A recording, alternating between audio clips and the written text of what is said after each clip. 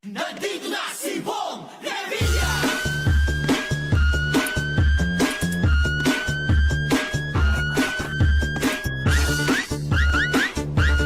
Oops!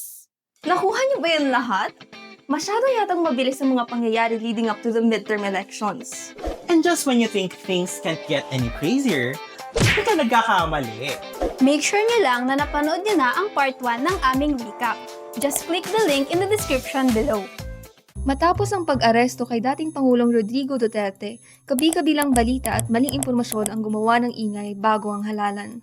Karamihan dito, pabor sa ngayong bagong halal na Davao City Mayor at sa kanyang pag-uwi sa Pilipinas mula sa kanyang pagkakakulong sa International Criminal Court sa The Hague.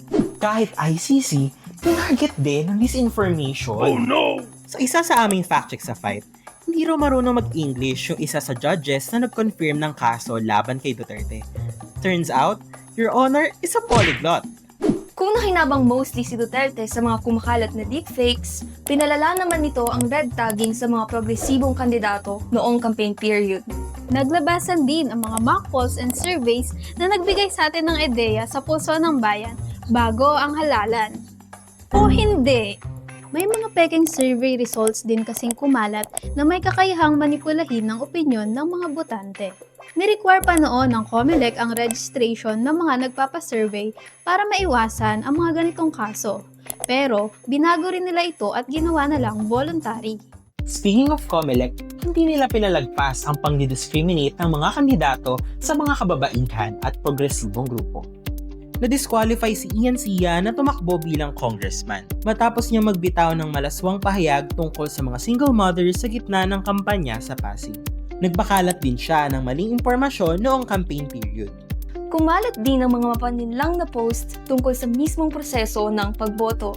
Walang kawala sa mga fact-checkers ang mga kaduda-dudang posts tungkol umano sa maling imprenta sa balota, poll watchers for hire o outdated na ballot template. Maging ang COMELEC, naging aktibo rin sa pag-fact-check.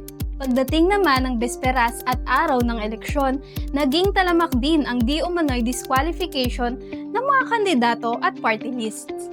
Inunahan pa nila ang COMELEC sa pagproklama at pagligwak sa ilang mga tumatakbo. Pala decision yarn? At noong araw ng halalan, ikinagulat ng ilan ang mga naging plot twist sa resulta ng botohan. May mga pangalang wala sa Magic 12 sa pre-election surveys pero nagwagi noong halalan. Marami sa mga manok ni Vice President Sara Duterte ang nanalong senador.